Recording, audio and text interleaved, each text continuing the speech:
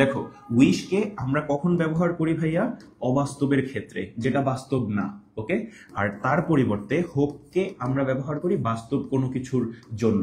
তাহলে যখন আমরা বলি যে I hope this will happen, তখন এটা বাস্তব হতে পারে। বাট যদি আমি বলি যে আই উইশ ইট হ্যাপেন্ড, তখন কিন্তু আসলে এটা বাস্তব হবে না। ওকে, আচ্ছা, তাহলে দেখো তোমার উইশ অবাস্তব আর হোপ কি বাস্তব, এতটুকু তোমাকে জ্ঞান আগে রাখতে হবে প্রথমত। এখন দেখো, এই যে আই উইশ, আমি যখন কোনো একটা কিছু উইশ করি তখনই কি, যেটা উইশ করি সেটা অবাস্তব, সেটা কখনোই কি হয় না, বাস্তব হয় না। যখন বাস্তব হয় তখন আমি উইশ আর বলি না, তখন আমি বলি আই হোপ।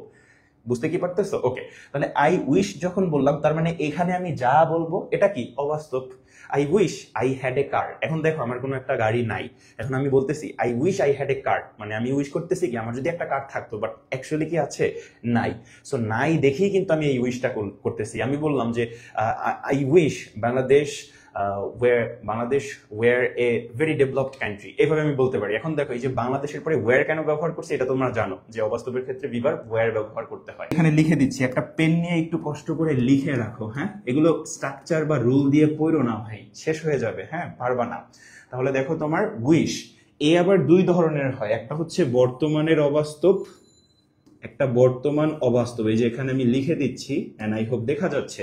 আর একটা হচ্ছে অতীতের অবাস্তব।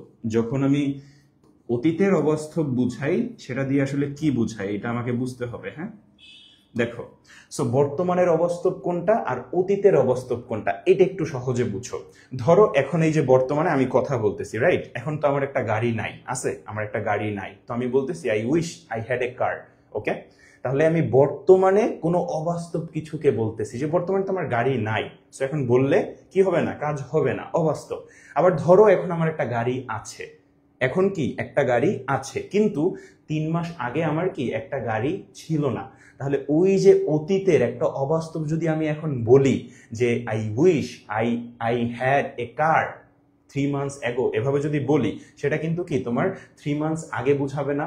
সিমিলারলি আমি কিন্তু এখানে এইভাবে বলতে পারি যে আমার যদি স্কুল লাইফে আমার মানে রেজাল্ট যদি ভালো থাকতো, এখন এটা কি অতীতের অবাস্তব, আমার কিন্তু স্কুল লাইফে রেজাল্ট ভালো ছিল না, এর জন্যই আমি বলেছি যদি ভালো থাকতো।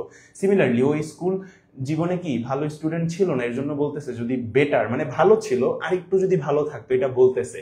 সেটা কি অতীতের অবাস্তব। যখন অতীতের অবাস্তবটা আমরা বুঝাই তখন কিন্তু আমাদেরকে পাস্ট পারফেক্ট ব্যবহার করতে হয়। আর যখন আমরা বর্তমানের অবাস্তব বুঝাই তখন কি আমাদের পাস্ট ইনডিফিনিট ব্যবহার করতে হয়। তাহলে দেখো তোমার এখানে অবাস্তবটা কি বলতো, অতীতের অবাস্তব। আমার স্কুল ডেজ মানে স্কুল জীবন কি অতীত হয়ে গেছে না, অতীতের অবাস্তব, এর জন্য কি আমাকে কিন্তু এখানে পাস্ট পারফেক্ট ব্যবহার করতে হবে ভাইয়া। তো ম্যাক্সিমাম অফ তোমরা কিন্তু কি করছো, ভুল করছো। হ্যাঁ, আচ্ছা, তাহলে এটা হলো অতীতের অবাস্তব, দ্যাটস দ্য এক্সপ্লেনেশন। এই যে